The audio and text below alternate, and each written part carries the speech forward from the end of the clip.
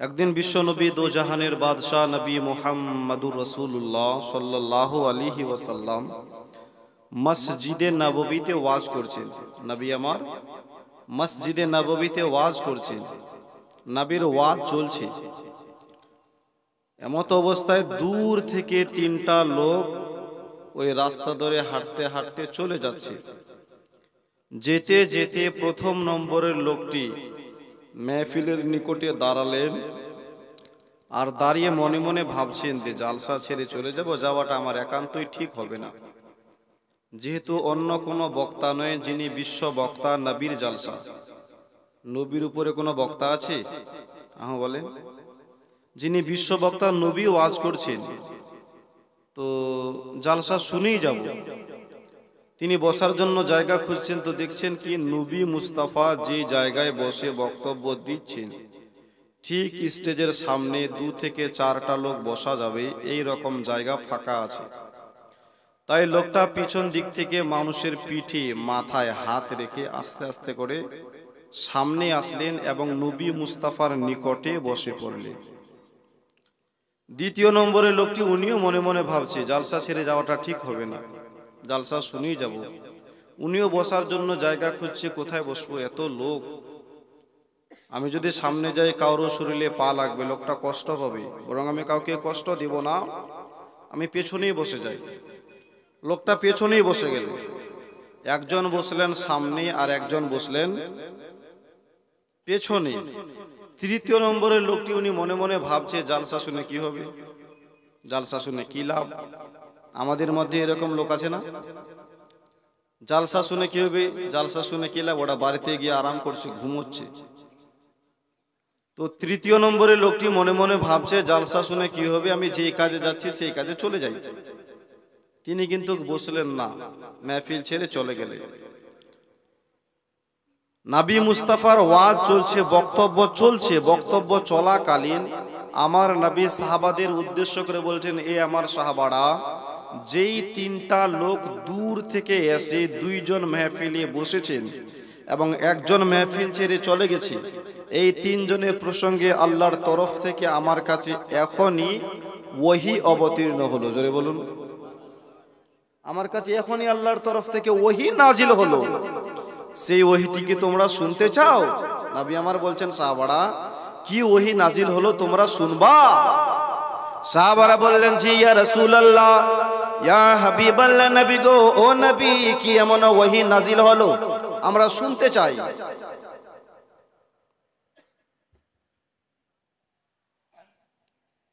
নাম আছে, বেনামে দিয়েছে। সাহাবারা বললেন, জি ইয়া রাসূলুল্লাহ, আমরা শুনতে চাই, কি ওহী নাজিল হলো। ও মুসলমান বাবাজি ভাই, বিশ্ব নবী দো জাহানের বাদশাহ নবী মুহাম্মদুর রাসূলুল্লাহ সাল্লাল্লাহু তাআলা আলাইহি ওয়াসাল্লাম বললেন, এই আমার সাহাবারা, প্রথম ব্যক্তির সম্পর্কে আমাকে আল্লাহর ফেরেশতা জিবরাইল আলাইহিস সালাম বলে গেল, ইয়া রাসূলুল্লাহ, ইয়া হাবিবাল্লাহ, নবী গো, যেই লোকটা আপনার পাশে বসেছেন, আপনার নিকটে বসেছে, এই লোকটার ইন্তেকালের পর জান্নাতের ভিতরে আপনার নিকটেই থাকবে। জোরে বলুন, হুজুর, যে আপনার পাশে বসেছে, এই লোকটার ইন্তেকালের পর জান্নাতের ভিতরে আপনার নিকটেই থাকবে, আপনার পাশে থাকবে। নবী আমার বললেন, সাহাবারা, দ্বিতীয় ব্যক্তির সম্পর্কে আমাকে জিবরিল আলাইহিস সালাম বলে গেলেন, ইয়া রাসূলুল্লাহ, ইয়া হাবিবাল্লাহ, নবী গো, ও নবী, যেই লোকটা পেছনে বসেছে ওই লোকটাও জান্নাতে থাকবে, কিন্তু হুজুর আপনার পাশে থাকবে না, আপনার কাছ থেকে একটু দূরেই থাকবে। জোরে বলুন। আচ্ছা, আমরা নবীর সঙ্গে থাকতে চাই না? নবীর কাছাকাছি থাকতে চাই না? তো নবীর কাছে থাকতে গেলে স্টেজের কাছাকাছি বসতে হবে, স্টেজের নিকটে বসতে হবে। ও মুসলমান বাবাজি ভাই, নবী আমার বললেন, সাহাবারা, তৃতীয় ব্যক্তির সম্পর্কে আমাকে আল্লাহর ফেরেশতা জিবরিল আলাইহিস সালাম বলে গেলেন, ইয়া রাসূলুল্লাহ, ইয়া হাবিবাল্লাহ, নবী গো, যেই লোকটা বললেন জালসা শুনে কি হবে, জালসা শুনে কি লাভ, আমি যে কাজে যাচ্ছি সেই কাজে চলে যাই। ইয়া রাসূলুল্লাহ, এই লোকটার ইন্তেকালের পর জান্নাত থেকে বহু দূরে, রোজার কাছ থেকে বহু দূরে, নামাজের কাছ থেকে বহু দূরে, আর এই 2টা লোক জান্নাতের ভিতরে আপনার নিকটেই থাকবে। জোরে বলুন। ও মুসলমান, আজ আমরা জালসা শুনতে চাই না, জালসায় বসতে চাই না। এত বড় মেহফিল সাজিয়েছেন কিন্তু লোক না, এত বড় মেহফিল কিন্তু লোক নাই। বড় আফসোসের বিষয়, আজ যদি গানের মেহফিল হতো তাহলে এতক্ষণ মেহফিলটা ভরে যেত। একদিন দো জাহানের বাদশা নবী মুস্তাফা ওয়াজ করছেন, আর একটা মহিলা, একটা মেয়ে রাস্তা ধরে হাঁটতে হাঁটতে চলে যায়। ওই মহিলাটাকে একটা যুবক ছেলে বললেন, ও মা, ও জননী, কই যাও? তো বললেন, বাবা আমি নবীর জালসা শুনতে যাচ্ছি। জোরে বলো, কার জালসা? নবীর জালসা শুনতে যাচ্ছি। তো যুবক ছেলেটা বললেন, মা আপনি নিশ্চয়ই নবীকে খুব ভালোবাসেন। তুমি এটা বললেন, হ্যাঁ আমি নবীকে অন্তর থেকে নিজের জানের চাইতেও বেশি ভালোবাসি। বলুন সুবহানাল্লাহ, জীবনের চাইতেও বেশি ভালোবাসি। যুবক ছেলেটা শোনার পর বললেন, মা ও জননী, যদি সত্যিকারই আপনি অন্তর থেকে নবীকে ভালোবেসে থাকেন মাগো, তাহলে ওই নবীর দোহাই দিয়ে বলি, তোমার একটু চেহারা খানা দেখাও। মা একটু তোমার চেহারাটা আমি দেখতে চাই। ওই মহিলাটা মনে মনে ভাবলেন, আল্লাহ ও মাবুদ, আমি যদি আমার চেহারা পর পুরুষকে দেখাই গুনাহ আছে না নাই? জোরে বলুন। কিন্তু আজকালকার মা বোনেরা ওটা খেয়াল করে না। কোম্পানি 12 হাত শাড়ি দিয়েছে, 14 হাত শাড়ি দিয়েছে, কোমর ঢাকতে গেলে মাথা বেরিয়ে যায়, হয় না? মাথা ঢাকতে গেলে কোমর বেরিয়ে যায়। ও জননী মনে রাখবে, মা রব্বুল আলামিন তোমাদেরকে পর্দায় রাখতে বলেছেন, পর্দায় থাকতে বলেছেন। মা বোনদেরকে পর্দায় থাকতে হবে, হবে না? মুসলমান বিশ্ব নবী এক হাদিসের মধ্যে বললেন, ওই বাপটা হলো দায়ুস, যে বাপ তার মেয়েকে পর্দায় রাখতে পারবে না। নবী আমার বললেন, ওই ভাইটা হলো দায়ুস, যে ভাই তার বোনকে পর্দায় রাখতে পারবে না। বিশ্ব নবী বললেন, ওই স্বামীটা হলো দায়ুস, যে স্বামী তার স্ত্রীকে পর্দায় রাখতে পারবে না। নবী আমার বললেন, দায়ুস লোক কোনোদিন আল্লাহর জান্নাতে যেতে পারবে না। বলুন, কোনোদিন যেতে পারবে না। আজ আমরা পর্দা খেয়াল করি না, মাঠে বাজারে যাই, মাথায় কোনো ওড়না নাই, ঢাকা নাই। ও মুসলমান, মেয়েটা ভাবলেন, আল্লাহ আমি যদি আমার চেহারা পর পুরুষকে দেখাই তাহলে তো গুনাহ হবে, আর যদি না দেখাই আমি নবীকে ভালোবাসি এটাও মিথ্যা দাবি হবে। যেহেতু নবীর দোহাই দিয়ে আমাকে বলেছেন, মা যদি সত্যিকারী নবীর প্রেম, নবীর ভালোবাসা তোমার অন্তরে থাকে তাহলে তোমার একটু চেহারাখানা আমাকে দেখাও। ওই মহিলাটা মনে মনে ভাবলেন, গুনাহ হচ্ছে হোক, আমি নবীকে ভালোবাসি, তার প্রমাণটা আজকে দিয়ে যাব। জোরে বলুন, আরো জোরে, নবীকে ভালোবাসি তার প্রমাণটা দিয়ে যাব। তাই ওই মহিলাটা নিজের পর্দাখানা উঠিয়ে পর পুরুষকে চেহারা দেখিয়ে দিল। পুরুষটি বললেন, হ্যাঁ মা বুঝলাম, তুমি নবীকে অন্তর থেকে ভালোবাসো। ও মুসলমান বাবাজি ভাই, ওই মহিলাটা নবীর জালসা শুনতে চলে গেল। 1 ঘন্টা 2 ঘন্টা জালসা শুনে নাই, মাত্র আধা ঘন্টা জালসা শুনলেন, তারপর বাড়ি চলে আসলেন। আসার পর নিজের স্বামীকে সমস্ত ঘটনা খুলে বললেন, ওগো আমার প্রাণের স্বামী, আজ আমি বিশাল বড় একটা গুনাহের কাজ করেছি, বিশাল বড় একটা গুনাহ করেছি। স্বামী বললেন, কি গুনাহ করেছো? বললেন, স্বামী জান, আজ আমি নবীর জালসা শুনতে যাচ্ছিলাম, রাস্তায় একটা যুবক ছেলে আমাকে হঠাৎ করে এসে বলল, জননী যদি নবীকে ভালোবাসো তোমার চেহারা খানা দেখাও। ওগো আমার প্রাণের স্বামী, নবীকে ভালোবাসি তার প্রমাণটা দেওয়ার জন্য নিজের চেহারাটা পর পুরুষকে দেখিয়ে ফেলেছি, এটাই আমার গুনাহ। মুসলমান মেয়েটার স্বামী শুনতে নাই, সঙ্গে সঙ্গে ঘরের ভিতরে গেল, আর একখানা কদাল আর একখানা বেলচা নিয়ে বেরিয়ে আসলো। বাড়ির সামনে বিশাল বড় একটা গর্ত খুঁদলো, ওই গর্ততে অনেকগুলো খড়ি জমা করলো। তারপর খড়িগুলোতে আগুন জ্বালিয়ে দিল। আগুন জ্বালানোর পর তার বিবিকে বললেন, বিবি রে, ওরে আমার স্ত্রী, ওই যুবক ছেলে তোমাকে বলেছিল যদি সত্যিকারে নবীকে ভালোবাসো তোমার চেহারা খানা দেখাও, তাই তুমি নিজের চেহারা দেখিয়েছো। বিবি রে, এখন আমি তোমার স্বামী বলছি রে বিবি, যদি সত্যিকারে নবীর প্রেম, নবীর ভালোবাসা তোমার অন্তরে থাকে তাহলে তোমাকে এই আগুনের মধ্যে ঝাঁপ দিতে হবে। দেখি তুমি কতটা ভালোবাসো। ওই যুবক বলেছে, তুমি দেখিয়ে দিয়েছো, ঠিক আছে মেনে নিলাম। এখন আমি তোমার স্বামী বলছি, যদি সত্যিকারী নবীকে ভালোবেসে থাকো আগুনে ঝাঁপ দিতে হবে। দেখো মুসলমান মহিলাটা শুনতে নেই, বড় চিন্তায় পড়ে গেল, আল্লাহ এখন কি করি? আমি যদি আগুনের মধ্যে ঝাঁপ না দিই আমার স্বামী বিশ্বাস করবে না, আমাকে মিথ্যু মনে করবে। ইয়া মালিক মাওলা, এখন আমি কি করব গো আল্লাহ?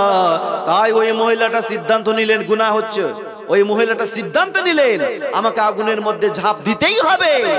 তাই মহিলাটা আল্লাহর উপরে ভরসা করে নবীর প্রেম নবীর ভালোবাসা অন্তরে রেখে কথাটা শোনার সঙ্গে সঙ্গে আগুনে ঝাঁপিয়ে পড়ে গেলেন। জোরে বলুন। আগুনে ঝাঁপ দিয়ে পড়ে গেছে। তার স্বামী যেমনই পেছনে তাকায়, হায় হায়, সত্যিকারই তো আমার স্ত্রী আগুনে পড়ে গেছে, এটা তো আমার মনের কথা ছিল না, আমি তো মজাক করে বলেছিলাম, কিন্তু সত্যিকারে এইভাবে আগুনে পড়ে যাবে আমি তো কোনোদিন ভাবতেও পারি না। ও মুসলমান, ওই যুবক ছেলেটা বাঁচার খুব চেষ্টা করলো, মেয়েটার স্বামী খুব বাঁচার চেষ্টা করলো, কিন্তু বাঁচাতে পারলো না। ওইদিকে আমার নবীর মেহফিল, নবীর জালসা চলছিল। লোকটা দৌড়াতে দৌড়াতে আমার নবীর কাছে গেল, গিয়ে বললেন, হুজুর, ইয়া রাসূলুল্লাহ, ইয়া হাবিবাল্লাহ, নবী গো, আমি তো জাহান্নামী হয়ে গেলাম। ইয়া রাসূলুল্লাহ, আমি জাহান্নামী হয়ে গেলাম। রাব্বুল আলামিন কোরআনে বলেছেন, একজন মুসলমান অপর মুসলমানকে হত্যা করলে তার ঠিকানা জাহান্নাম হবে। ইয়া রাসূলুল্লাহ, আমি শুধু মুসলমানকে নয়, একজন পাক্কা মুমিনকে কতল করেছি, আমি একজন আশিকে রাসূলকে কতল করেছি। হুজুর, আমি তো জাহান্নামী হয়ে গেলাম। হুজুর, আমি তো জাহান্নামী হয়ে গেলাম। নবী আমার সান্ত্বনা দিয়ে বলেন, এই আমার সাহাবা, কি হয়েছে, একটু এ টু জেড খুলে বলো। সাহাবী তখন সমস্ত ঘটনা খুলে বললেন, নবী গো, ও নবী, আমার স্ত্রী আপনার ওয়াজ শোনার জন্য আসছিলেন, রাস্তায় একটা যুবক ছিল, আমার স্ত্রীকে বলেছিল, মা, যদি নবীকে ভালোবাসো তোমার চেহারাটা দেখাও। তাই আমার স্ত্রী নিজের চেহারা দেখিয়ে ফেলেছে। হুজুর, এই কথা শুনে আমি আমার বিবিকে বলেছিলাম, বিবিরে, যদি সত্যিকারী নবীকে ভালোবাসো তাহলে তোমাকে আগুনের মধ্যে ঝাঁপ দিতে হবে। হুজুর, এটা আমি মজাক করে বলেছিলাম, কিন্তু হুজুর, আমি কোনোদিন ভাবতেও পারি না যে সত্যিকারে আগুনের মধ্যে ঝাঁপ দিয়ে দিবে। হুজুর, আমার স্ত্রী আগুনে ঝাঁপ দিয়ে ফেলেছে, অনেক বাঁচার চেষ্টা করেছি, বাঁচাতে পারি না। বিশ্ব নবী শোনার পরে মুচকি হেসে দিলেন। জোরে বলুন, আরো জোরে। নবী আমার শোনার পর মুচকি হেসে বললেন, সাহাবা, এই আমার সাহাবা, তোমার স্ত্রী আমাকে ভালোবাসে, তার প্রমাণটা দেওয়ার জন্য আগুনে ঝাঁপ দিয়েছে। ওরে আমার সাহাবা, তোমার স্ত্রীকে সে আগুন পোড়াতে পারে না। জোরে বলুন, তোমার স্ত্রীকে সে আগুন পোড়াতে পারে না। আমার প্রেম, আমার ভালোবাসা অন্তরে রেখে ঝাঁপ দিয়েছে। যাও, তুমি বাড়িতে যাও। নবীর জবান থেকে বেরিয়েছে আগুন পোড়াতে পারবে না। সাহাবা খুশি হয়ে গেল, কারণ নবীর জবান থেকে যেটা বেরিয়ে যায় আল্লাহ পাক সাথে সাথে কবুল করে নেয়। জোরে বলো, वो जुबां जिसको सब कुन की कुंजी कहे, उनकी नाफिज हुकूमत पे लाखों सलाम। সাহাবা খুশি হয়ে গেল। মুসলমান বাবাজি ভাই দৌড়াতে দৌড়াতে বাড়িতে গেল। যাওয়ার পর গিয়ে দেখছেন তার স্ত্রী আগুনের মধ্যে চুপচাপ বসে আছে। বলা যাবে সুবহানাল্লাহ? আগুনে বসে আছে। মানুষ পুরা তো দূরের কথা, শরীরের একখানা পশম পর্যন্ত আগুন পুরাতে পারে নাই। একখানা পশম পর্যন্ত আগুন পুরাতে পারে নাই। ও মুসলমান বাবাজি ভাই, এই হাদিস দ্বারা স্পষ্টভাবে প্রমাণ, যদি আমরাও নবীকে ভালোবাসি, দুনিয়ার আগুন কেন, জাহান্নামের আগুন আমাদেরকে জ্বালাতে পারবে না। মুসলমান নবীকে ভালোবাসার মতো ভালোবাসতে হবে। হযরত ইব্রাহিম আলাইহিস সালামের জামানায় নামরুদ বাদশা ছিল। নামরুদ বাদশার নাম শুনেছেন?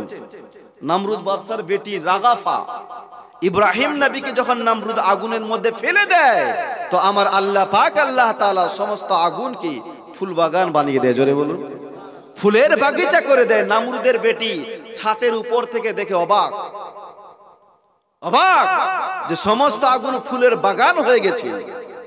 এই রকম আশ্চর্য ঘটনা দেখে, মুজিজা দেখে, নামরুদের বেটি রাগাফা কালমা তাইয়্যিবা লা ইলাহা ইল্লাল্লাহ ইব্রাহিম খলিলুল্লাহ পড়ে আপনার আগুনের মধ্যে ঝাঁপ দিয়ে দেয়। জোরে বলুন, ঝাঁপ দিয়ে দেয়। ইব্রাহিম আলাইহিস সালামের মুহাব্বতে ঝাঁপ দিল, তো আর আপনার নামরুদের বেটি রাগাফাকেও আগুন পুরাতে পারে নাই। জোরে বলুন। তার মানে কি বুঝলাম? যার অন্তরে নবীর প্রেম, নবীর ভালোবাসা থাকবে, ওই লোকটাকে আপনার জাহান্নামের আগুন ছুঁইতে পারবে না। कि नबी আমার জান, নবী আমার প্রাণ, নবী আমার জান, নবী আমার প্রাণ।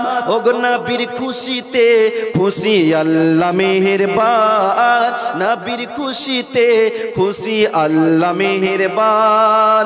নবী আমার জান, নবী আমার প্রাণ, ওগো নবীর খুশিতে খুশি আল্লাহ মেহেরবান, নবীর খুশিতে খুশি আল্লাহ মেহেরবান। জোরে বলুন। নবী আমার জান, নবী আমার প্রাণ, ওগো নবীর খুশিতে খুশি আল্লাহ মেহেরবান, নবীর খুশিতে খুশি আল্লাহ মেহেরবান। নবীকে ভালোবাসার মতো ভালোবাসতে হবে, নবীকে অন্তর থেকে ভালোবাসতে হবে। নবীর প্রেম, নবীর ভালোবাসা যদি অন্তরে না থাকে, জীবনে যত নামাজ পড়েন, যত ইবাদত করেন, আপনার কোনো ইবাদতই আমার আল্লাহ কবুল করবে না। জোরে বলুন, আরো জোরে। নবীকে শুধু মানুষ নয়, নবীকে পাহাড় পর্বত গাছপালা পশু পাখি সবাই আমার নবীকে ভালোবাসতো। একদিন দো জাহানের বাদশা রাস্তা ধরে হেঁটে চলে যাচ্ছেন, যেতে যেতে উহুদ পাহাড়কে দেখতে পেল। সাহাবাদের উদ্দেশ্যে কে বলে, এই আমার সাহাবারা, ফাকাল হাজা জাবাল ইউহিব্বুনা ওয়া নাহাব্বু। জোরে বলুন, এ আমার সাহাবারা, এই যে পাহাড়টা তোমরা দেখতে পাও, উহুদ পাহাড় দেখতে পাও, এই উহুদ পাহাড় আমাকে ভালোবাসে, আমিও উহুদ পাহাড়কে ভালোবাসি। ও মুসলমান বাবাজি ভাই, তাই বিশ্ব নবী দো জাহানের বাদশা চলতে চলতে উহুদ পাহাড়ের উপরে উঠলো। মুসলমান বাবাজি ভাই, বিশ্ব নবীর কদম উহুদ পাহাড়ে পড়তে নাই, উহুদ পাহাড় আমার নবীর মোহাব্বতে হিলতে শুরু করেছে। উহুদ পাহাড় কাঁপতে শুরু করেছে। সাহাবারা বললেন, নবী গো, ও নবী, এই উহুদ পাহাড় কেন হিলে বোঝা যায় না? নবী আমার বললেন, সাহাবারা, এই উহুদ পাহাড় আমার মোহাব্বতে হিলছে। বলা যাবে? উহুদ পাহাড় আমার ভালোবাসা হিলছে। সাহাবারা বললেন, হুজুর, আমাদের বড্ড ভয় লাগে, এই উহুদ পাহাড় কি হিলা বন্ধ করবে না? নবী আমার বললেন, সাহাবারা, কেন বন্ধ করবে না? আমি নবী যদি বলে দিই এক্ষণে উহুদ পাহাড় হিলা বন্ধ করে দিবি। সাহাবারা বললেন, হুজুর, আমাদের বড্ড ভয় লাগে, একটু উহুদ পাহাড়কে বলুন যাতে হিলা বন্ধ করে দেয়। বিশ্বনবী দো জাহানের বাদশা নিজের পা মুবারক দিয়ে উহুদ পাহাড়ে ঠোকার মারলো আর বললেন, হে পাহাড়, তুমি হিলা বন্ধ করে দাও, কেননা তোমার উপরে একজন নবী আছে, একজন সিদ্দিক আছে, আও শাহিদানি, এবং দুইজন শহীদ আছে। নবী বলতে নাই, সঙ্গে সঙ্গে উহুদ পাহাড় হিলা বন্ধ করে দিল। বলুন সুবহানাল্লাহ, আরো জোরে। নবী যখন উহুদ পাহাড় থেকে নিচে নামে, উহুদ পাহাড় থেকে যখন নামে, আমার নবীর কদমে প্রত্যেকটা পাথর আপনার মোমের মতো নরম হয়ে যায়। জোরে বলুন, কি নবীর শান, কি নবীর মান। নবী পাহাড়ের এলাকা দিয়ে চললে পাথরগুলো নবীকে হেলে দুলে সালাম জানাতো, আসসালাতু ওয়াসসালামু আলাইকা ইয়া রাসূলুল্লাহ, আসসালাতু ওয়াসসালামু আলাইকা ইয়া হাবিবাল্লাহ। নবী আমার খেজুরের বাগান দিয়ে চললে খেজুরের গাছগুলো আপনার হিলে দুলে নবীকে সালাম দিত, আসসালাতু ওয়াসসালামু আলাইকা ইয়া রাসূলুল্লাহ, আসসালাতু ওয়াসসালামু আলাইকা ইয়া হাবিবাল্লাহ। ও মুসলমান বাবাজি ভাই, নবীকে অন্তর থেকে ভালোবাসতে হবে। যার অন্তরে নবীর প্রেম, নবীর ভালোবাসা থাকবে না, ওই লোকটা কোনোদিন আল্লাহর জান্নাতে যেতে পারবে না। বলুন একটু সুবহানাল্লাহ। আজকে আমার টপিক ছিল আলাদা, আজকে আমার টপিক ছিল একদম সম্পূর্ণ আলাদা, কিন্তু আপনাদেরকে দেখে, লোক দেখে আমার মুডটাই ভেঙে গেছে। আপনাদের এই মুর্শিদাবাদ এলাকায় আমি কয়েকদিন ধরে আছি, আরো কয়েকদিন থাকবো, তারপর বাড়ি যাব, কিন্তু এই রকম মেহফিল কোথাও পাই নাই। আমাদের দিকে মিলাদ হয়, মিলাদ বুঝেন, মানুষ মারা গেলে চাহার রুম হয়, এদিকে করে কি করেন, এক এক জায়গায় এক এক রকমের সিস্টেম। তো চাহার রুম হয়, চাল্লিশা হয়, চাল্লিশ সাথে আমাদেরকে দাওয়াত করে মানুষকে খিলাই, অনেক লোক আসে, বুঝলেন, এর চাইতেও অনেক লোক হয়। আপনারা মেহফিলটা সাজিয়েছেন, তো কমপক্ষে যে বসবেন, দেখেন মেলায় ঠেলা খাচ্ছে, জালসাতে অনেক কোয়ালিটির লোক আছে, কেউ মেলায় ঠেলা খেতে আসে, কেউ দেখতে আসে যে মৌলভী সাহেবের চেহারাটা কেমন, চেহারা দেখে চলে যায়। আবার কিছু কিছু লোক আছে শোনার জন্য, যে মৌলভী সাহেবের কাছে শুনে কিছু আমল করব। যাই হোক, যে কয়টা লোক আছে আপনারা থাকবেন, একটু সকলে মিলে দুরূদ শরীফ পড়ুন। আল্লাহুম্মা সাল্লি আলা প্রধান সাহেব। এরকম মেহফিলের অবস্থা আপনাদের মেহফিলের অবস্থা এরকম। ওয়ালা আলী দুরূদ শরীফ পড়ুন। মুহাম্মদ সাল্লু আলা মুহাম্মাদিন সাল্লু আলা মুহাম্মদ। হরদম जुबा से निकालो, हरदम जुबा से निकालो पाक नामे मुहम्मद। अल्लाहुम्मा सय्यिदना मौलाना मुहम्मद व अला अली सय्यिदना মুহাম্মদ। মান বাবাজি ভাই, আমি আমার ওয়াজের দিকে চলে যাই। যে আয়াতের উপরে আমি আজকে ওয়াজ করব, রাব্বুল আলামিন কোরআন শরীফে বলছেন ফাসআলু আহলা যিকরি ইন কুনতুম লা তা'লামুন। রাব্বুল আলামিন বলছেন, হে আমার বান্দা ও বান্দিগণ, তোমরা জিজ্ঞাসা করো তাদেরকে যারা জানে, যদি তোমরা না জানো। এটা কার কথা? হাহু বলেন, কার কথা? আল্লাহর কথা। আপনারা হাহু না বললে হবে না, আপনাদেরকে বলতে হবে। আমি যদি একা একাই বলি আপনারা ঘুমিয়ে যাবেন, ভালো লাগবে না।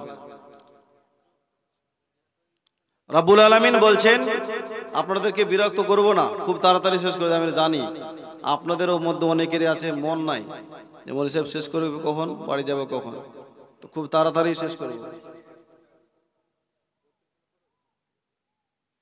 12:15 বাজে। তো রাব্বুল আলামিন বলছেন ফাসআলু আহলা যিকরি ইন কুনতুম লা তা'লামুন। রাব্বুল আলামিন বলছেন, এই আমার বান্দা ও বান্দিগণ, তোমরা জিজ্ঞাসা করো তাদেরকে যারা জানে, যদি তোমরা না জানো। তো আমাদের যেটা জানা নেই, কার কাছে জানবো? কার কাছে? যার জানা আছে ওর কাছে আমাদেরকে জানতে হবে। নামাজ পড়তে জানি না, কার কাছে জানবো? আলিম ওলামার কাছে। রোজা কিভাবে রাখবো জানা নেই, কাকে জিজ্ঞাসা করবেন? আলিম ওলামাকে। এক কথায় আপনাদের যেটা জানা নেই আলিম ওলামার কাছে জেনে নিতে হবে। মাদ্রাসার উন্নতির জন্য জালসা করেছেন না? মাদ্রাসার উন্নতির কল্পে জালসা। একটা জিনিস মাথায় রাখুন, আমরা বিভিন্ন হেমবেলের মধ্যে দেখতে পাই, কখনো দেখি মাদ্রাসার উন্নতি কল্পে জালসা, কখনো দেখি মসজিদের উন্নতি কল্পে জালসা, আবার কখনো দেখতে পাই ঈদগাহের উপলক্ষে জালসা। জালসায় 10 লাখ টাকা কালেকশন হলো, মাদ্রাসাকে দোতলা করে দেওয়া মানে মাদ্রাসার উন্নতি নয়। মাদ্রাসাটাকে রংজং চড়িয়ে দেওয়া মানে মাদ্রাসার উন্নতি নয়। মাদ্রাসা ভরা, মাদ্রাসে তালিব ইলম বাড়া, এটাই হলো মাদ্রাসার উন্নতি করা। জোরে বলুন। মাদ্রাসা বানালেন, তৈরি করলেন, 5 তলা করলেন, কিন্তু ছেলে মেয়েকে পাঠালেন না, মাদ্রাসার উন্নতি হবে? এই কারণে আমাদের একটা মসজিদ দখল হয়ে গেল। আজ যদি বাবরি মসজিদ আবাদ হতো, ওখানে গিয়ে মসজিদে নামাজ পড়তো, বাবরি মসজিদকে দখল করতে পারতো না। ও মুসলমান, শুধু মাদ্রাসা বানালেন, ওইখানে যদি নিজের ছেলে মেয়েদেরকে না পাঠান, তবে মাদ্রাসার উন্নতি হবে না। মাদ্রাসা নির্মাণ হবে, মসজিদ তৈরি করছেন, মার্বেল পাথর বসাচ্ছেন, রংজং চড়াচ্ছেন, ওই মসজিদে যদি নামাজ না পড়েন, ওই মসজিদের উন্নতি হবে না। হবে?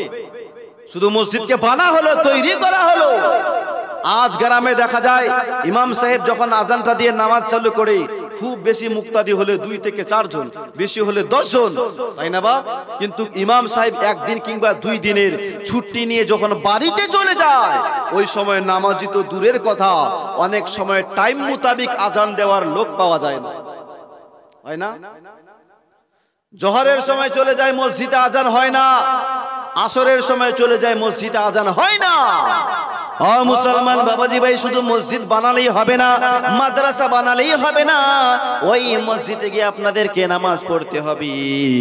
মুসলমান কাল হাসরের ময়দানে আপনাদের এই মসজিদ আপনার হয়ে সাক্ষী দিবে। রাব্বুল আলামিন অমুক গ্রামের মানুষ আমাকে তোমার ঘর তৈরি করেছিল, কিন্তু তোমার ঘরে মানুষ নামাজ পড়তে আসে নাই, মসজিদ আপনার হয়ে সাক্ষী দিবে। মুসলমান বাবাজি ভাই, শুধু তৈরি করলে হবে না, ওই মসজিদটাকে নামাজি দিয়ে আপনার সম্পূর্ণ ভর্তি করে দিতে হবে।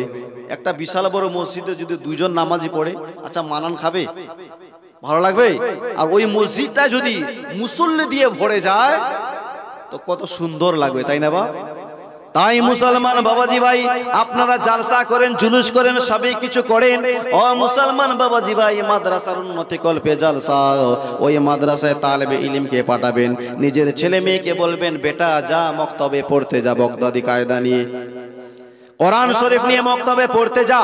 আজ আমাদের কাছে অনেক সময় মা বোনেরা আছে, হুজুর ছেলেটা আমার কথা শুনে না, শুনবে কেমন করে? ছেলেকে তুমি ভালো শিক্ষা দাও না।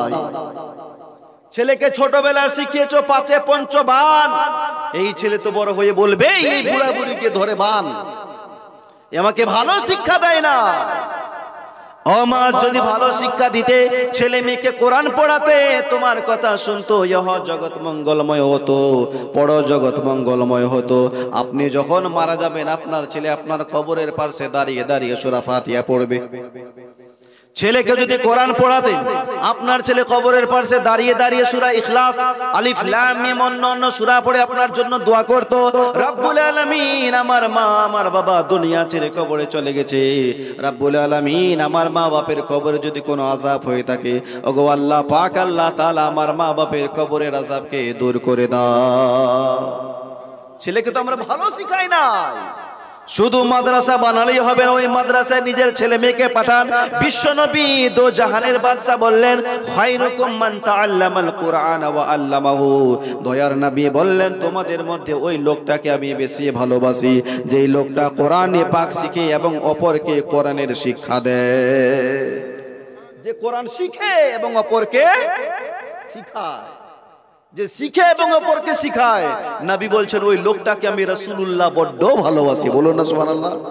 শুধু তাই নয়, এক হাদিসের মধ্যে নবী আমার বললেন, মান ক্বারাআল কুরআনা ওয়া আমিলা বিমা ফিহি উলবিসা ওয়ালিদাতু তাজান ইয়াউমাল কিয়ামা।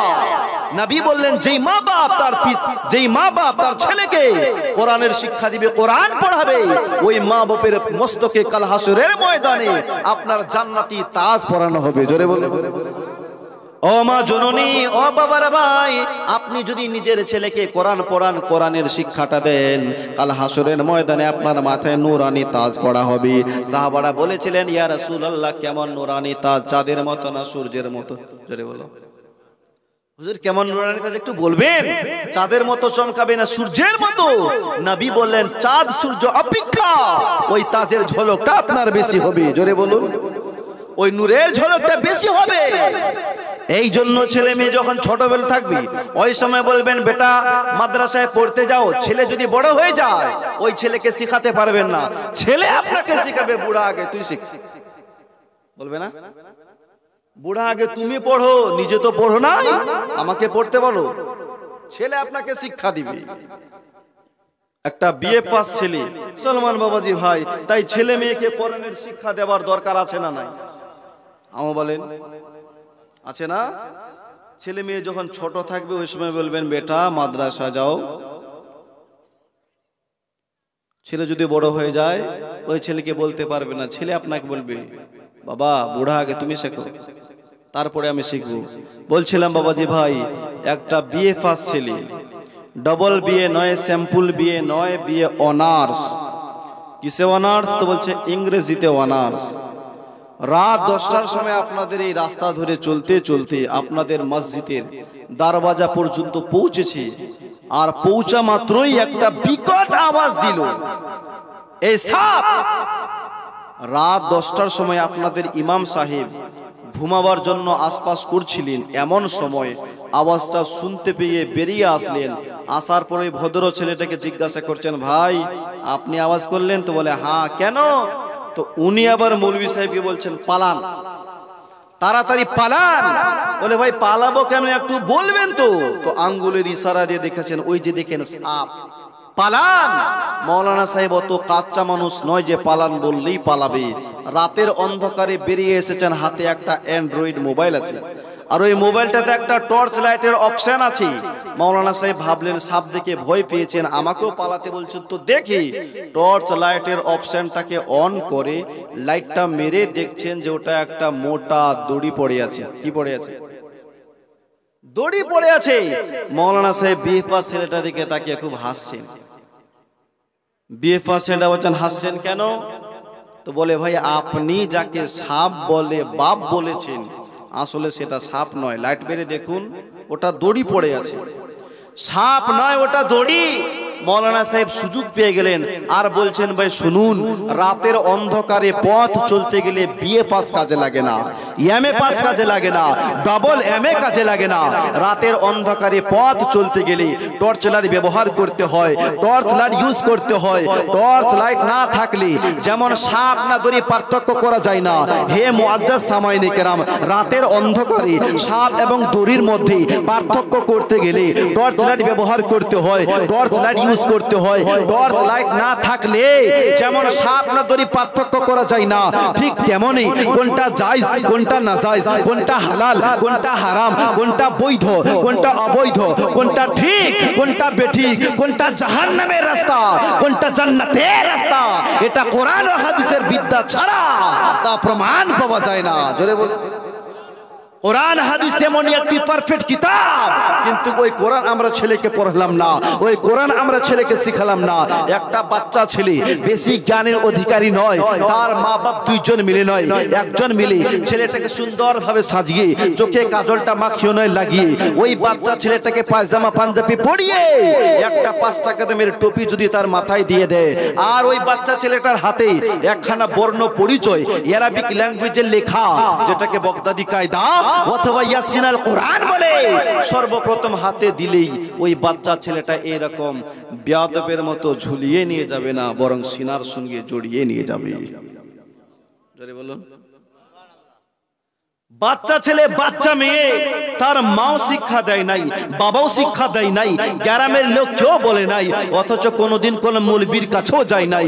কিন্তু এই বইটির এমনই এক তাসির, এমনই এক ক্রিয়া, এমনই এক প্রভাব, এমনই এক আসর যে হাতে নিলেই বইটা বুকের সঙ্গে মিলিত হয়। বইটা খোলার সময় চোখে চুম্বন মুখে চুম্বন, বন্ধ করার সময় আবার চোখে চুম্বন মুখে চুম্বন, তারপর তাকের উপরে রেখে দেয় আল্লাহর নবী আকা মুস্তাফা আহমদে মুস্তাফা নবী মুহাম্মদুর রাসূলুল্লাহ সাল্লাল্লাহু আলাইহি ওয়াসাল্লাম আপনাকে আমাকে এটাই শিক্ষা দিয়েছেন।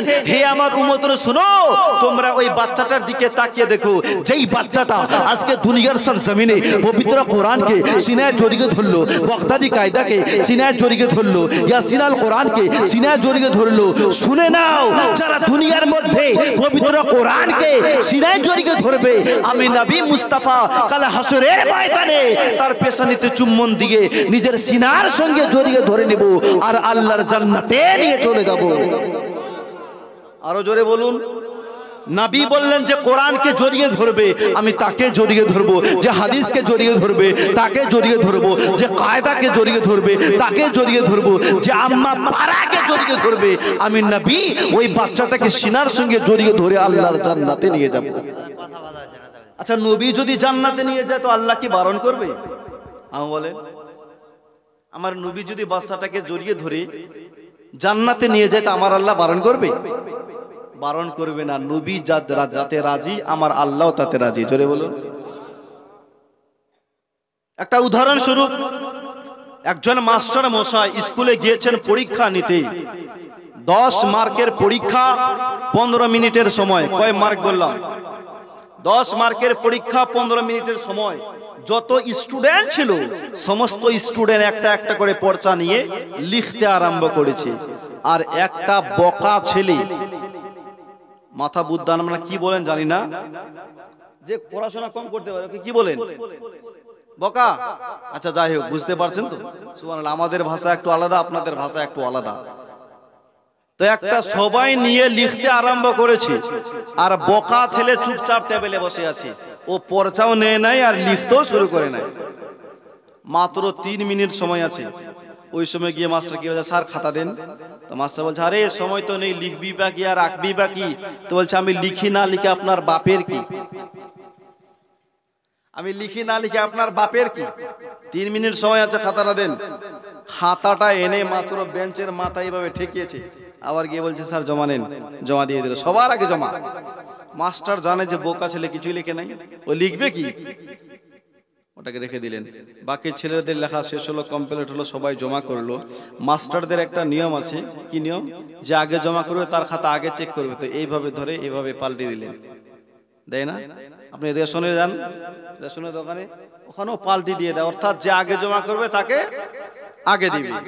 তো ওই বকা ছেলে আগে জমা করেছে, ওর খাতার আগে চলে এসেছে, সামনে দেখছে কিছু নেই, পেছনে কিছু নেই, সাদা, ওটাকে সাইডে রেখে দিলেন।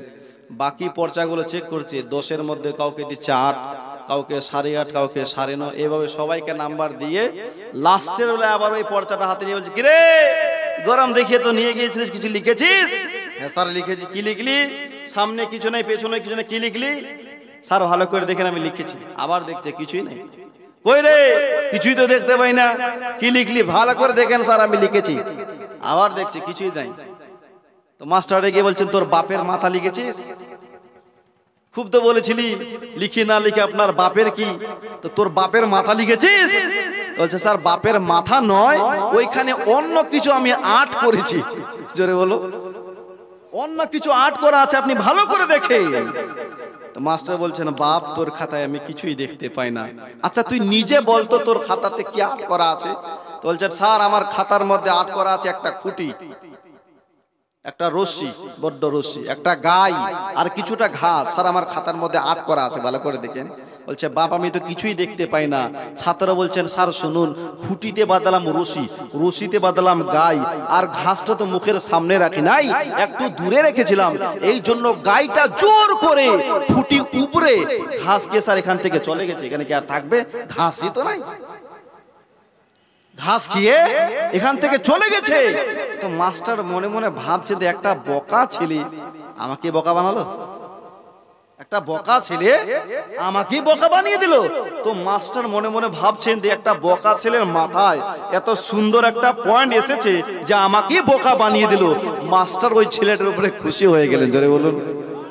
খুশি হয়ে সব থেকে হাইস্ট নম্বর ওই ছেলেটাকে দিলেন।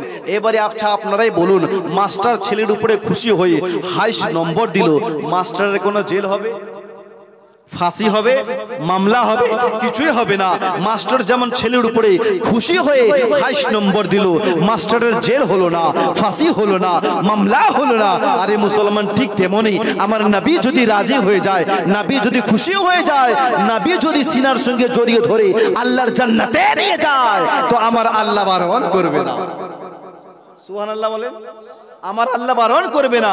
ও মুসলমান, আপনি আপনার ছেলের জন্য একটা বাজার থেকে, মার্কেট থেকে একটা ব্যাগ এনেছেন, ব্যাগ, সেই ব্যাগটা কোম্পানি থেকে তৈরি, কারখানা থেকে আবিষ্কৃত কারখানায় তৈরি করেছেন, মিস্ত্রি সেলাই করেছে, সেলাই মেশিন দিয়ে দেখবেন ওই ব্যাগে পাছায় আর মাথায় ফিতা লাগা থাকে না? ওই ব্যাগের সাইডে এমন একটা প্যাকেট আছে যেখানে পানির বোতল কিংবা জলের বোতল রাখা হয়। একটা ব্যাগে বাচ্চাটার জন্য কিছু খেলনা ভরে দেন, আর একটা ব্যাগে বইপত্র ইত্যাদি, একটা ব্যাগে পেন্সিল দেয় না? তার মা বাপ দুইজন মিলে, একজন মিলে ছেলেটাকে ব্যাগ দিল, বাবা ডান হাত ভরো ফিতায়, বাম হাত ভরে দাও। আচ্ছা বলুন তো বাপ, ফিতা বাঁধা ব্যাগ সাইডে থাকবে না পিঠের পেছনে যাবে? আপনারা হ্যাঁ বলেন, ফিতা বাঁধা ব্যাগ সাইডে থাকবে না পিঠের পেছনে যাবে? ফিতা বাঁধা ব্যাগ সাইডে থাকবে না, পিঠের পেছনে চলে যাবে।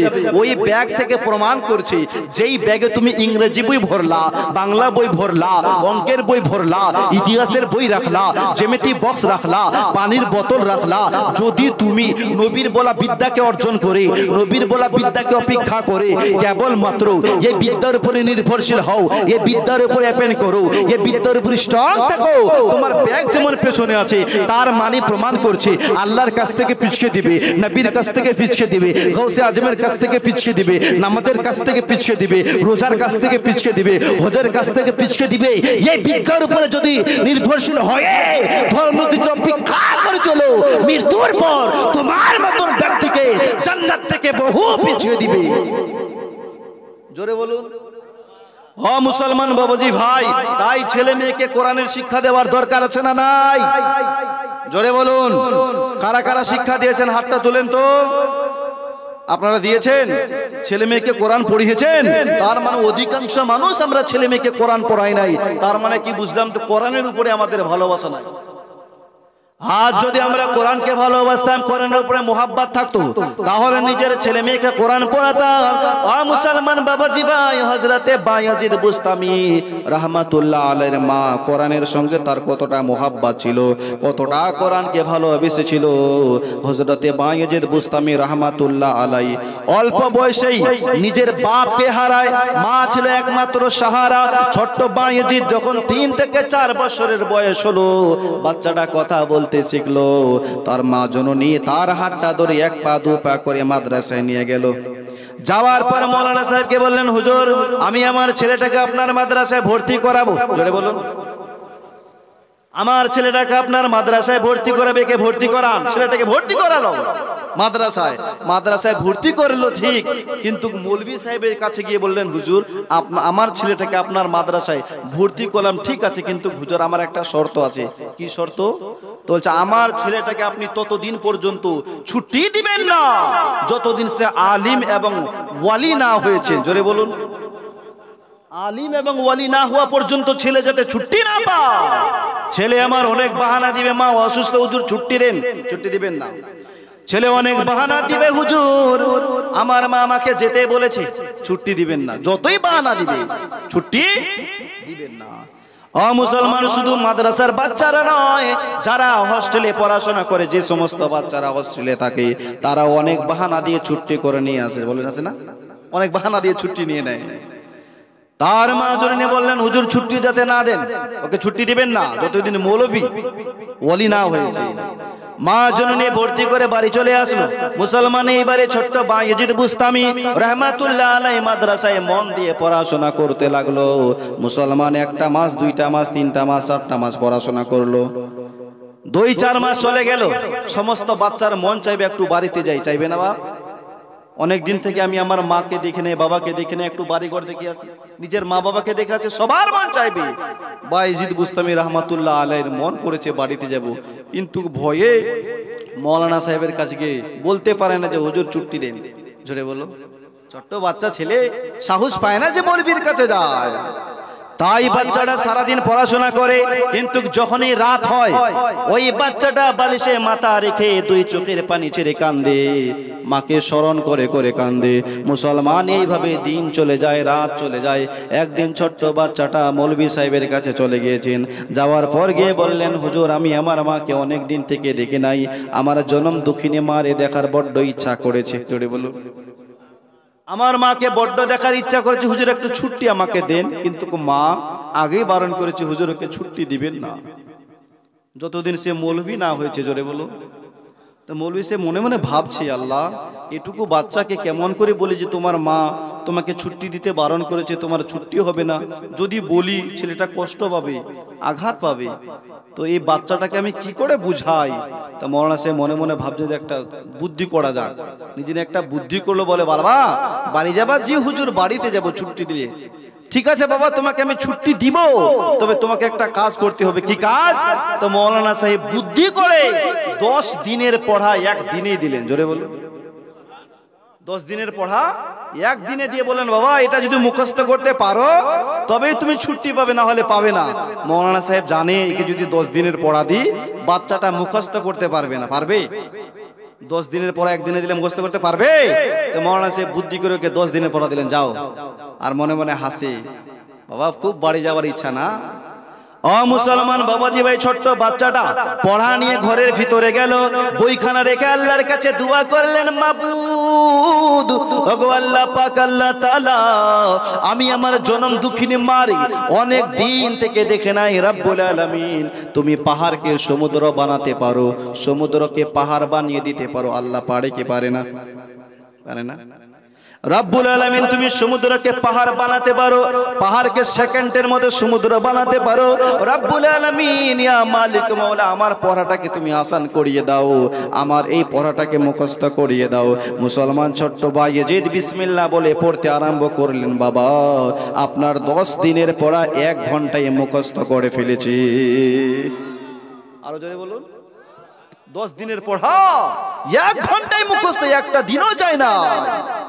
1 ঘন্টা পর আবার মাওলানা সাহেবের কাছে গেলেন, গিয়ে বলেন, হুজুর আপনি যে পড়াটা দিয়েছিলেন মুখস্থ হয়ে গেছে। মৌলভী সাহেবের মাথায় হাত, আয় আয় এ কি বলে? আমি তো বুদ্ধি করে দিলাম যে 10 দিনের পড়া দিলে মুখস্থ করতে পারবে না, এ কি বলে? একদিনে হয়ে গেল। কি বাবা হয়ে গেছে পড়া? জি হুজুর পড়া তো হয়ে গেছে। আপনি শুনেন, মাওলানা সাহেব বলেন ঠিক আছে বাবা শোনাও তো দেখি কেমন পড়া করেছো। মুসলমান বাবাজি ভাই, হযরতে বায়েজিদ বুস্তামি রাহমাতুল্লাহ আলাইহি যখন বিসমিল্লাহ বলে পড়া শুরু করলো, মুসলমান 10 দিনের পড়া 1 ঘন্টায় ধারাদের শুনিয়ে দিলেন। জোরে বলো। এইবারে মৌলভী সাহেবের মুখে কথা নাই, কারণ আগেই জবান দিয়েছে পড়া দিতে পারলেই ছুটি পাবে, না হলে পাবে না। জবান দিয়েছে পড়া দিতে পারলে তুমি ছুটি পাবে, না হলে পাবে না। পড়া তো দিয়ে দিয়েছে। তো মৌলভী সাহেব বলছে ঠিক আছে বাবা তোমাকে ছুটি দিলাম, তোমার মা তো বারণ করেছিল, কিন্তু তোমার সঙ্গে আমি ওয়াদা করেছি, ওয়াদাকে খিলাফ করা মুনাফিকের আলামত। জোরে বলো। নবী বলছেন আয়াতুল মুনাফিক সালাসা, ইজা হাদাসা কাযাবা ওয়া ইজা ওয়াদা আখলাফা ওয়া ইজা তুমিনা খানা। নবী বলছেন মুনাফিকের আলামত হচ্ছে 3টি। কথায় কথায় মিথ্যা কথা বলা, ওয়াদাকে খিলাফ করা, আমানতকে খেয়ানত করা, এই 3টি হচ্ছে মুনাফিকের আলামত। বাবা ঠিক আছে তোমাকে ছুটি দিলাম, বাড়িতে যাও, কিন্তু বাবা বেশি দিন থাকবা না, বেশি দিন থাকলে পড়া নষ্ট হবে। ঠিক আছে হুজুর 2-1 দিনের মধ্যেই আমি আমার মাকে দেখে চলে আসবো। বাচ্চাটা যখন মাদ্রাসা থেকে বের হলো তো মনে হচ্ছে জেলখানা থেকে বের হলো। জোরে বলো। জেলখানা থেকে মানুষ বের হলো যত খুশি হয়, আনন্দ হয়, তার চাইতেও বাচ্চাটা বেশি খুশি। অনেকদিন থেকে মাকে দেখি নাই। যে আপনার মাদ্রাসা থেকে বের হওয়ার পর মনে মনে ভাবে আমার মা আমাকে অনেক দিন থেকে দেখে নাই, আমাকে দেখলেই বুকে জড়িয়ে ধরবে, গালে মুখে চুম্বন দিবে। বাচ্চাটা মনে মনে ভাবে। মুসলমান তাই চলতে চলতে বাচ্চাটা বাড়িতে পৌঁছালো। বাড়ির দরওয়াজা বন্ধ ছিল, দরওয়াজায় গিয়ে খটখট করে বাড়ি মারলো। মা মা মা জননী আওয়াজ শুনে বললেন কি? ছোট্ট বায়েজিদ বললেন মা আমি আপনার কলেজার টুকরা এসেছি। কোন কলেজার টুকরা? বললেন মা গো যাকে আপনি কয়েকদিন আগে মাদ্রাসায় ভর্তি করে আসলেন, আপনার কলিজার টুকরা বায়েজিদ এসেছি। মা শুনতে নাই, ঘরের ভিতরে চোখ মুখ সব লাল, মায়ের চোখ মুখ লাল হয়েছে, আর বলছে এ বেটা বায়েজিদ, আজ আমি তোর মা তোর জন্য দরওয়াজাটা খুলছি না। এ বেটা বায়েজিদ আমার চোখার থেকে তুই দূর হয়ে যা, আমার ঘরের দরওয়াজা থেকে দূর হয়ে যা, আমি তোর মা তোর চেহারা দেখতে চাই না। এ বেটা বায়েজিদ, যতদিন তুমি আলিম এবং ওয়ালি না হয়েছো আমি তোর মা তোর চেহারাটা দেখবো না। জোরে বলো। তোর মা তোর চেহারা দেখতি না, দরওয়াজা খুলছে না। বাচ্চাটা শুনছে না, একটু আগে কত আনন্দ করছিল, খুশি করছে, খুশি মানাচ্ছিল। মায়ের কথা শুনে 2 চোখের পানি থেকে গসগস কান্নার মতির দানার মতো জল পড়ছে। মুসলমান বাচ্চারা 2 চোখের পানি ছেড়ে কান্দে। মা এতদিন পর বাড়ি ইসলাম, ভেবেছিলাম তুমি বুকের সঙ্গে জড়িয়ে ধরবে, আমার গালে মুখে চুম্বন দিবে, কিন্তু মা একবারের জন্য তুমি আমার জন্য দরওয়াজাটা খুললে না। তাই বাচ্চাটা কাঁদতে কাঁদতে আবার মাদ্রাসার দিকে রওনা হলো। মাদ্রাসার মৌলানা সাহেব দেখে অবাক হয়ে গেল। বাবা এক্ষুনি বাড়ি গেলে আবার চলে আসলা কেন? কি হয়েছে? তোমার চোখে জল কেন? বাবা কেউ কি তোমাকে মেরেছে না কেউ গালি দিয়েছে? বাচ্চাটা বললেন হুজুর আমাকে কেউ মারে নাই, কেউ আমাকে গালি দেয় নাই, তাহলে কাঁদছো কেন রে বাবা? মুসলমান ছোট্ট বাচ্চাটা কেঁদে কেঁদে বললেন হুজুর অনেক দিন পর বাড়ি গেলাম, ভেবেছিলাম মা বুকের সঙ্গে জড়িয়ে ধরবে, কিন্তু আমার মায়ের মুখে একটাই কথা, এ বেটা বায়েজিদ যতদিন তুমি আলিম এবং ওলি না হয়েছো আমি তোর মা তোর চেহারা দেখতে চাই না। মুসলমান তাই মৌলানা সাহেব বললেন বেটা বায়েজিদ তুমি মন দিয়ে পড়াশোনা করো, মাদ্রাসা মন দিয়ে পড়াশোনা করে কয়েক বছরের মধ্যে একজন হাক্কানি আলিম হলো। জোরে বলো। হাক্কানি একজন মৌলভী হলো। মৌলভী হলে মাথায় পাগড়ি পড়া হয়, দেখেছেন? মৌলানা হলে তাকে সার্টিফিকেট দেওয়া হয়। মৌলানা সাহেব ভাবছে একে তো আলিম বানালাম, মৌলানা বানালাম, কিন্তু একে ওয়ালি কেমন করে বানাই? ওয়ালি তো আর পড়াশোনা করে হওয়া যায় না। পড়াশোনা করে ওলি হওয়া যায় না, পড়াশোনা করে মৌলভী হওয়া যায়, মুফতি হওয়া যায়, মুহাদ্দিস হওয়া যায়, মুফাক্কির হওয়া যায়, মুনাজির হওয়া যায়, মানকুলি হওয়া যায়, আদিব হওয়া যায়, খতিব হওয়া যায়, ফসিহ হওয়া যায়, ইলমি মুআরিফ কুহে গিরা দরজগাহ খানকা, কিন্তু পড়াশোনা করে ওলি হওয়া যায় না। ওলি হতে গেলে ওয়ালায়াতের দরওয়াজা পর্যন্ত পৌঁছাতে হবে। ওয়ালি হতে গেলে ওয়ালায়াতের দরওয়াজা পর্যন্ত পৌঁছাতে হবে, আল্লাহকে রাজি করতে হবে। মৌলানা সাহেব বলেন বাবা বায়েজিদ একটা কাজ করো, আলিম তো হয়েছো, এখন এক ধ্যানে আমার আল্লাহকে ডাকো, নবীর উপরে দরুদ পড়ো। সুবহানাল্লাহ বলে। সব সময় আল্লাহর জিকির করো। ও মুসলমান বাবাজি ভাই, এইভাবে কয়েকটা বছর কেটে গেল, আল্লাহর জিকির করলো। একদিন মৌলানা সাহেবের স্বপ্নে, মাদ্রাসার মৌলানা সাহেবের স্বপ্নে আমার নবী এসেছেন। আমার নবী এসে বললেন, এই মৌলানা সাহেব, আজ আমি একটা সুসংবাদ দিতে এসেছি। ছোট্ট বায়েজিদ বুস্তামি আল্লাহর ওলি হয়ে গেছে। জোরে বলো, সে ওলায়াতের দরওয়াজা পর্যন্ত পৌঁছে গেছে, তুমি এলান করে দাও। মাওলানা সাহেব ফজরের নামাজ পড়ে বায়েজিদকে ডেকে বললেন, বেটা বায়েজিদ, তুমি আল্লাহর ওলি হয়ে গেছো। জোরে বলো, আরো জোরে, তুমি আল্লাহর ওলি হয়ে গেছো, মায়ের কাছে যাও। মুসলমান বাবাজি ভাই, বলার উদ্দেশ্য হলো এই, তার মা কোরআনকে কতটা ভালোবেসেছিল। জোরে বলো। আরে মুসলমান, মা যদি ভালো দোয়া দেয়, কামিলে আল্লাহর ওলি হওয়া যায়। কি মা